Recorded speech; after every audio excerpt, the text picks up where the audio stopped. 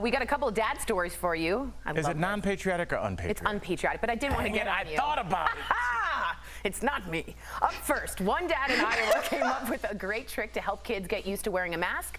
In this Facebook post, he says, try this rule for your last few weeks of summer. You're only allowed screen time if you're wearing a mask. Ooh. That's good. Next up, you got to see this viral Instagram video from a parenting vlogger who talks about the realities of being a dad in this day and age. Take a look. A lot of young men, particularly young black men, hit me up being like, yo, I can't wait to be a dad. I can't wait to be a father. And I love that because I think the men that were a generation before us got raised by the men that were a generation before them.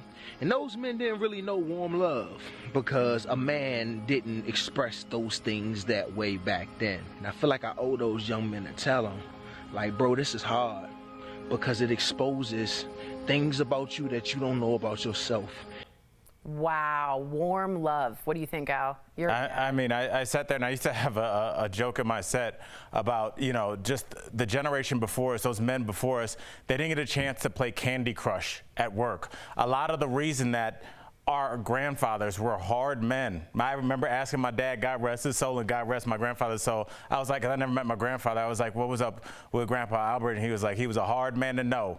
They were just tough dudes. And I think it's so hard for men that are kind of my generation and coming beneath me to just be like, yeah, my son might be gender fluid.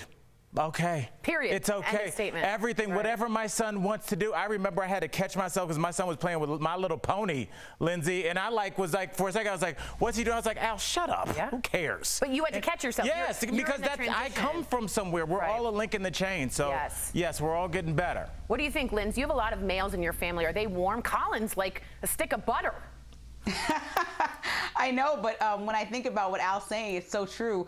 Specifically for black men, I know that a lot of times when they're the head of the household, like my dad was, I was the first person that started saying, like, I love you every day when I would just walk out to school or go do something. And we had to get adjusted to it. And that's because I saw my neighbors doing it and I wanted to say it all the time. So I think that Kier, who was the man in the video, is awesome for bringing attention to this and showing people that being empathetic, showing that you're vulnerable, that's important stuff for anybody to go through, and letting your kid just be themselves. Yes, real strength comes from real gentleness.